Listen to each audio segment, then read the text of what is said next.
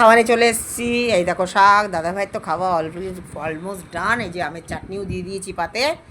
এই দেখো শাক, এই সুন্দর পোস্ত বাটা ফাটাফাটি, এই আলু পনির, আর এই আমের চাটনি। এই যে মার তো পোস্ত দিয়ে শাক খাওয়া হয়ে গেছে। মা, শাক কী কী খাওয়া হলো আজকে? কী দিয়ে খেলে? হ্যাঁ, এবার কী দিয়ে খাচ্ছ? পোস্ত খেলাম আর হ্যাঁ, দেখলে বন্ধুরা, আর টক, সব কিছু কিন্তু খাওয়া হচ্ছে ফাটাফাটি করে।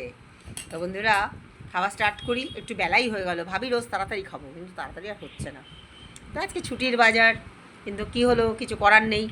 আজকে পূর্ণিমার জন্য আমাদের নিরামিষ স্পেশাল। কিন্তু খুব আমার মানে লাল শাক খেতে বন্ধুরা, তোমরা কে কেমন ভালোবাসো জানি না, কমেন্ট করে জানিও তো। আমার তো লাল শাক, ওই যে ভাতটা লাল হয়ে যায় না, এক ঘর লাগে, আর কিছু লাগে না মনে হয়, ফাটাফাটি। লেবু দিয়ে মেখে একদম। এই দেখো বন্ধুরা, লেবুটা চিপে নিলাম। এইবার আগে খাবো শাক, তারপরে খাবো পোস্ত। এই দেখো বন্ধুরা, দেখছো লাল শাক দিয়ে ভাত মাখলে আহা, ভাতটা দেখো পুরো লালের লাল।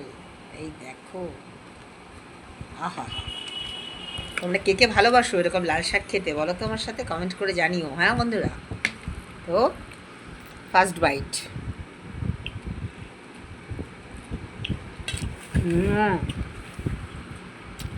চরম হয়েছে। শাক আবার ভালো বলতে নেই, ঠান্ডা হয়েছে বলতে হয়, তাই বললাম। তারপর খেয়ে থাকলে তোমরা এইভাবে আমার পাশে থেকো বন্ধুরা। টাটা।